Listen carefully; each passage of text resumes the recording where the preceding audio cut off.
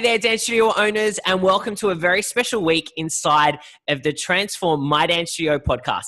This week, I am joined by amazing, inspiring studio owners just like you from all over the globe who are so generously coming on and sharing their experience as being the CEO of their studio. Today, I am so excited to have one of our Studio Success Formula Mastery graduates and DSOA members, Meaghan on the call with us today. Meaghan, thank you so much for joining us.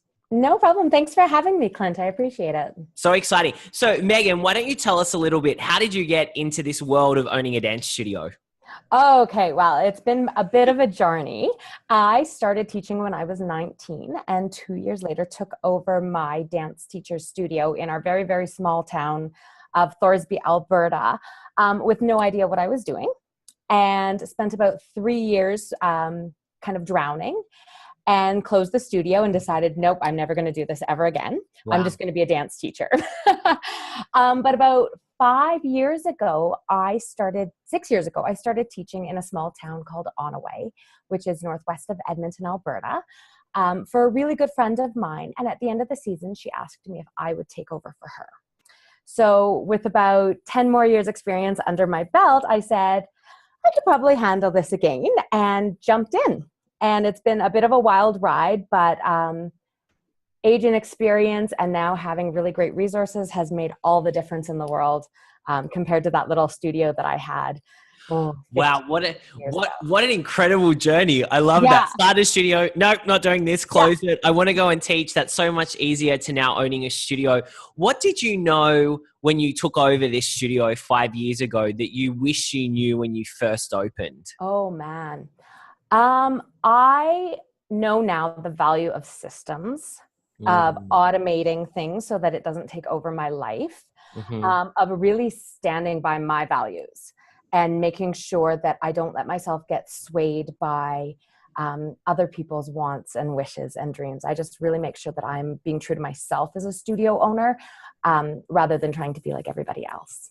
How do you stay true to kind of yourself and your values and that path that you're on when maybe there's teachers or parents thinking otherwise?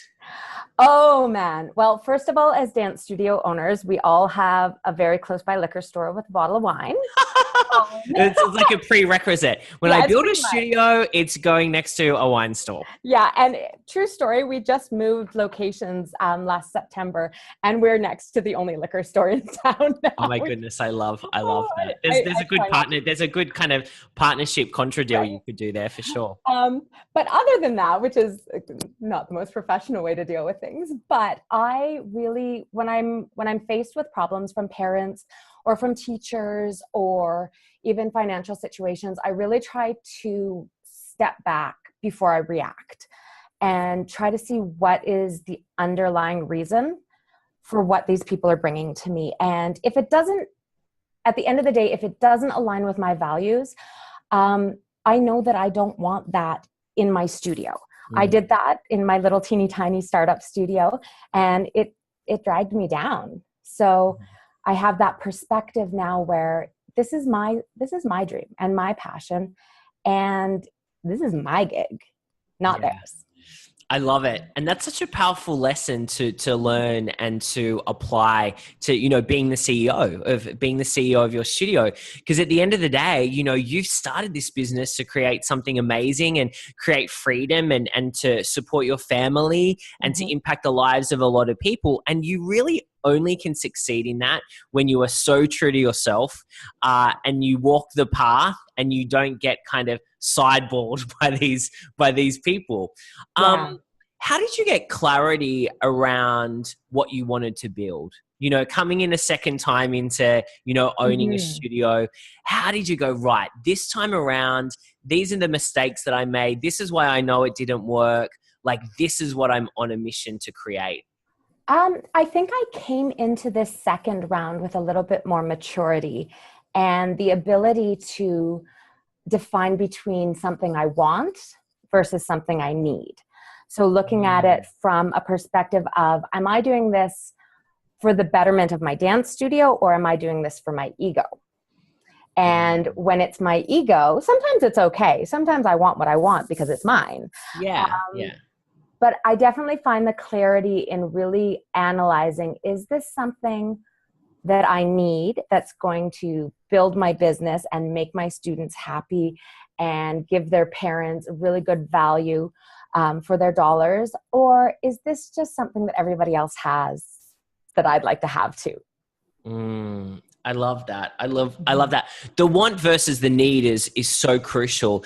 And I think we also can apply that to classes and our students. Like, what do they want and what do they need, and kind of really, identifying with that. So I'm super glad you brought that up. I also love what you brought up, and I'm taking notes as we go. When Okay. you brought up, because there's so much great stuff here. When you brought up about, ego versus dance studio, the business. What is the best for the business versus what's feeding my ego? I see that a lot with studio owners who find it really hard to transition out of teaching, because what they're doing is they're like, well, they're not coming up to, Mr. Clint anymore and like hugging Mr. Clint. They're going up to Miss Jenny. And like, that's an ego killer. I mean, how have you, talk to us a little bit about your role inside of the studio now when it comes to teaching versus managing and leadership and marketing. What does a week look like for you?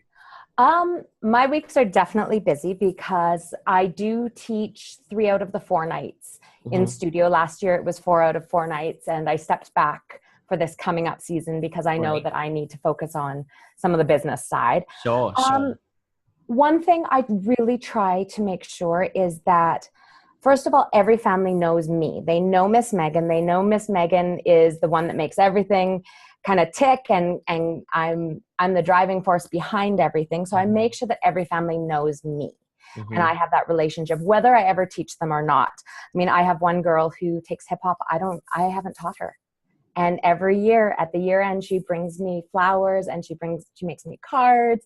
And she's always so sweet to me because I make sure I build that relationship, even though I'm not her teacher. The other thing that I do is I really make sure that the staff I bring on, and I have made a mistake in this in the past, but I make sure that I trust the staff I bring on, because if I don't trust them to be an extension of me, I am going to be jealous when they're getting that extra love from their students. But if there's someone that really resonates with me as a person and their values line up with mine and all of that good stuff, that when I see a little kid hugging them, or when I see a kid picking them to do their solo choreography instead of me, that just shows me that I'm doing my job really well. And that's, I'm not having to put in the extra time and still getting that same reward. Yeah, that's a real CEO mentality right there. And what I love is you said, like, when I'm recruiting for team members and teachers, that they're an extension of me, of who I am, of my values. And I think right there, like, everyone should be writing that down, because it's so true, and that's how you can really touch every single customer that you have in your business as it grows and it scales. Is they can still have a piece of Miss Meaghan because you are so kind of hands-on and involved and in that mentoring role with your team members. Which is great. I want to know, Meaghan, what do you do inside of the studio? Because, I've seen you inside of the group when we ran our implementation incubator with Studio Success Formula and now with DSOA. And you've also always got such great feedback. I just saw you posted some great feedback to someone before we jumped on the call. Tell me, how do you make your dance studio different to every other studio that's out there? What are you doing inside the business that makes people feel so special? That's really tricky, because some things I definitely plan, but I really just try to be really genuine and transparent with my families. I don't want to put on a role when I'm in the studio. I want them to love me for me, and I want them to respect me for me. And I don't want to be fake. So everything that I do, face-to-face, on the phone, in email, I try to be as 100% genuine as I possibly can be, so that they really feel like they're connecting to me. And then I try to do little things, like we had our ballet exams and I got the girls little necklaces to celebrate those that did their first exam. We had our 5-year anniversary party where we had cake and cookies and balloons and all that sort of fun stuff. But I just try to really give people the real me, so that they know that what they see is what they get. I love it. I love it. It's so good. You've had a couple of big wins this year, and I've been lucky enough to kind of watch your journey and see you go through our programs. Tell us, share with us some of the amazing things that have been happening for you over the last 12 months. Oh, wow. Well, our first big jump was moving from our community hall, which was a very safe space and a very cheap space, into a commercial space, which was terrifying and expensive. But we knew that we needed to make that jump if we were going to grow. Yeah. Can I ask you, Meaghan, what did you have to, just on that one before we move on, what were you looking out for when you moved? What was that process like for you? What were the reservations? What made you jump over the edge? I'd love to kind of hear more around that process, because I know so many of our studio owners, we've seen in the group, right, that are about to make this leap or this jump. So I'd love to kind of get your perspective on it. Well, I'll tell you, it's terrifying. I won't pretend it wasn't one of the scariest things I've ever done in business, because that was one of the big mistakes I made with my baby studio all those years ago, was jumping into a commercial space too soon. The biggest gain for us was autonomy. We weren't sharing our space anymore. We could personalize it. We could really make it a home for our kids.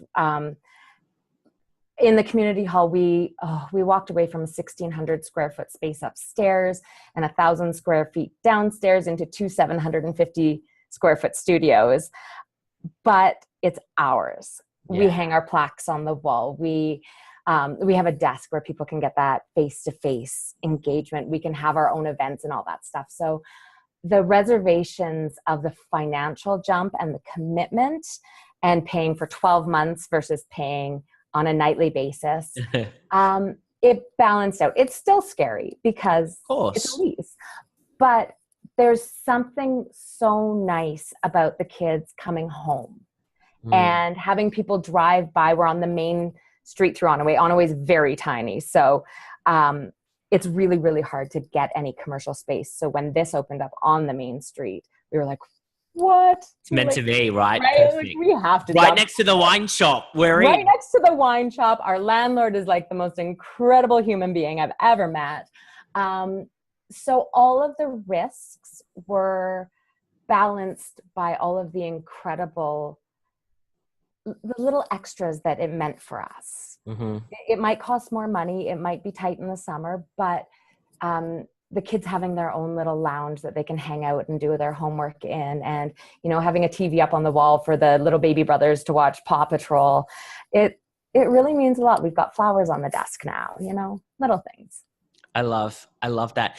Has that made you step up your game as the CEO of the business? Like, has that made you think, right, we need X amount of more students in, like, I'm really watching my money? Like, what has it done for you as the business owner? Oh, hardcore. It lit a fire, because when we were at the community hall, we were still about the same size, but I had the option of, we only have 3 nights of classes, I'll only rent it for 3 nights. If I decide to move to France, I just won't run the studio next year, like, I really had a lot of flexibility. So when I made this jump, it was like, no, you have a lease that you have to pay. Yeah. And if you don't pay it, you don't have a dance studio, and parents don't care if you can't pay the rent. So it really, really, I started, I think it was Student Attraction Boot Camp right around the time that we were doing the renovation. So I was just like, oh, thank you, Clint.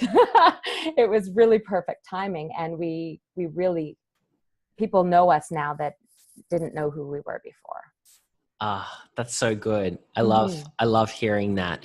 When it comes to attracting students, I'd love for you to share with us, what have you found to be really effective, and how are you, standing out, and not just from dance studios, but from all the other activities that kids can now do? Because we're not only competing against dance studios, we're competing against everything that could potentially occupy a child in the afternoon.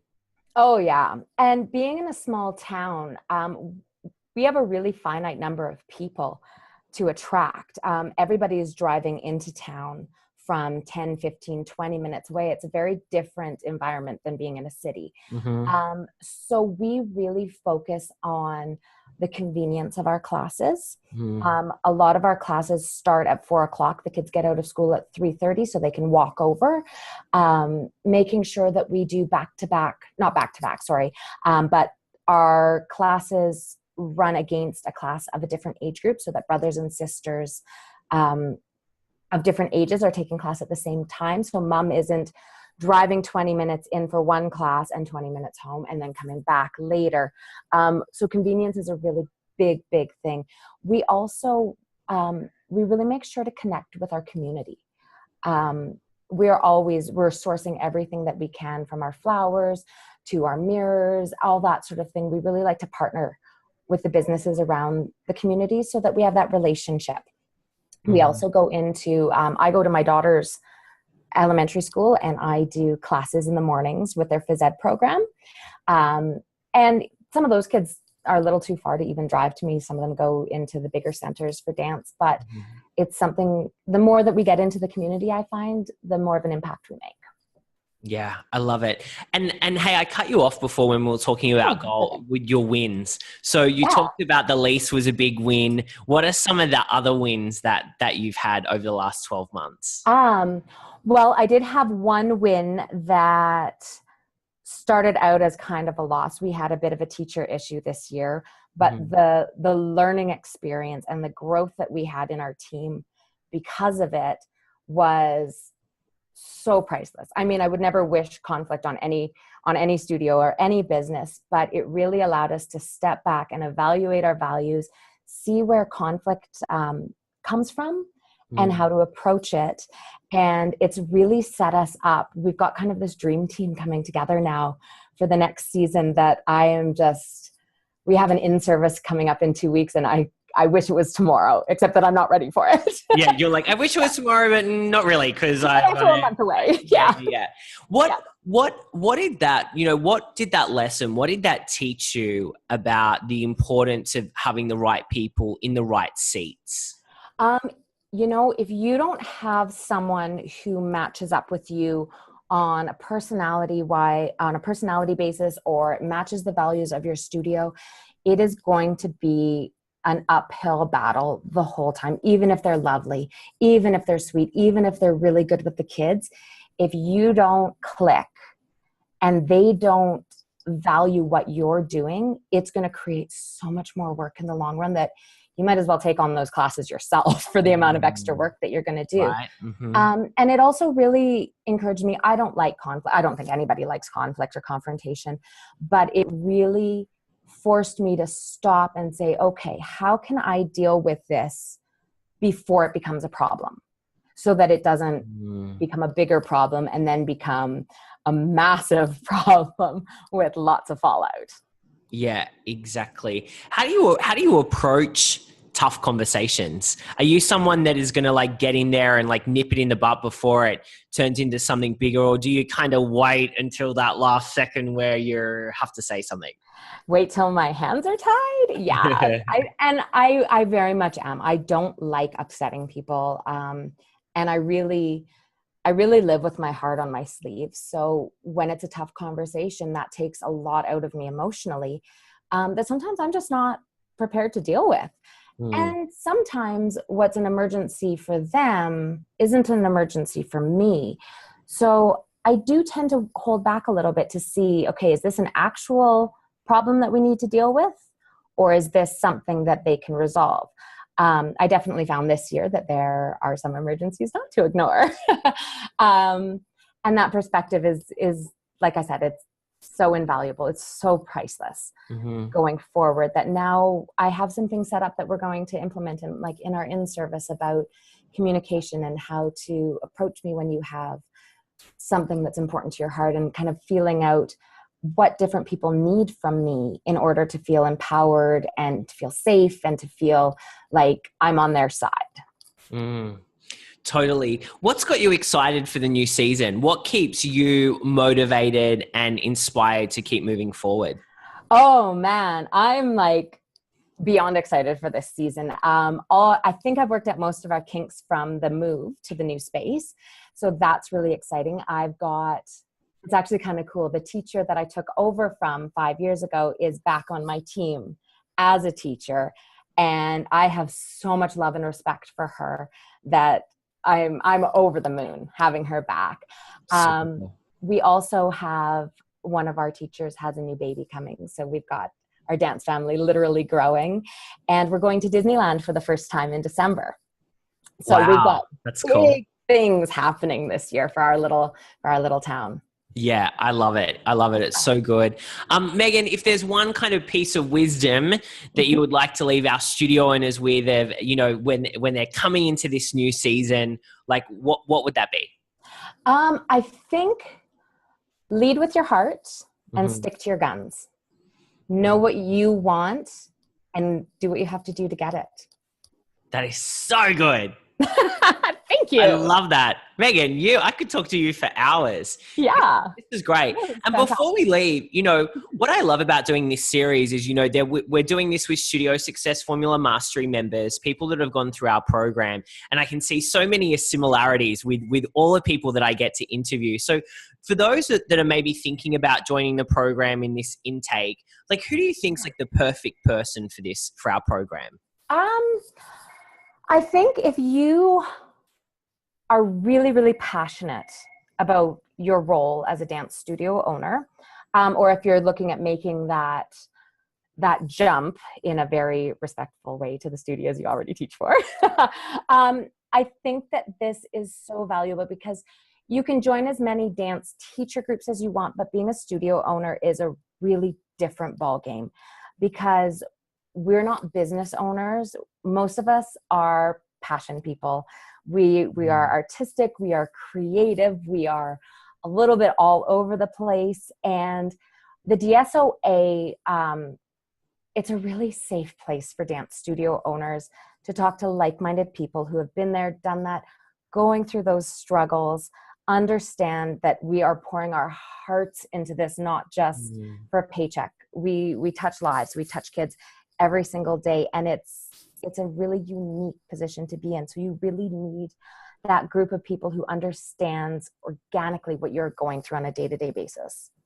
Yeah, awesome. Thanks for sharing that because, I think it's, I'm biased. I think it's a really special group of people that we have in there. And I love it because we do. Everyone's super passionate in there and they're just looking for, the tools and the resources to be able to put into place to, grow their business and also allow the business to grow without it eating up every second of their day.